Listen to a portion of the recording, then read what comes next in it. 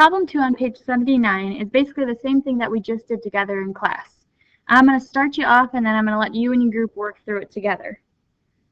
Vanessa was given a math problem to determine how many different rectangles can be constructed with an area of 12 square inches. It's important that you remember that area equals length times width. Number 1 says Vanessa thinks that there is only two. One with a width of 2 inches and a length of 6 inches, and another with a width of 3 inches and a length of 4 inches. Is she correct? Explain your reasoning. Well, if we look at Vanessa's ideas, 2 inches for the width times 6 inches for the length, 6 times 2 is equal to 12, so that one works. And then her next one was width of 3 and a length of 4. 4 times 3 is also equal to 12, so that one works. However, the question is, are those the only two? You need to talk about that with your group and figure out if those are the only two possibilities for an area of 12. When you are done, go ahead and press play.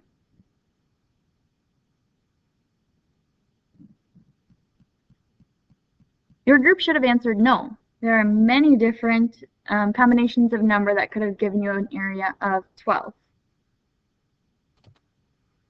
Now we're going to move on and fill in the table. Number 2 says, complete the table by determining the unknown value. This goes back again to our one-step equations. Our area we want equal to 12, and then area is equal to length times width. So in order to solve for the length of the rectangle with a width of 1, we just need to plug the amounts into our equation. 12 equals, L is what we're looking for, so we leave the variable, and then width is 1.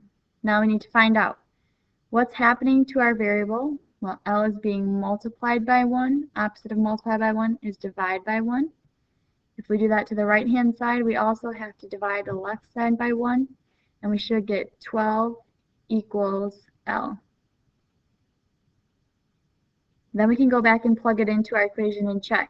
Is length of 12 times 1 equal to 12? We should get yes. For the next one, again, we're going to have an area of 12. Area is length times width. The table gives us a length of 2, and we need to find out what the width is. Our variable W is being multiplied by 2. Opposite of multiply by 2 is divide by 2. I have to do the same thing to both sides. 12 divided by 2 is 6 equals W. So we can go back and check it. Is our length 2 times width 6? 2 times 6 equal to 12? Yes.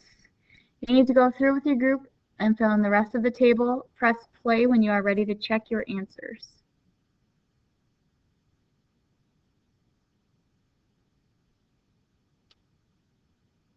Here are the answers to the table. Now you and your group need to go through and finish the rest of lesson 2.2.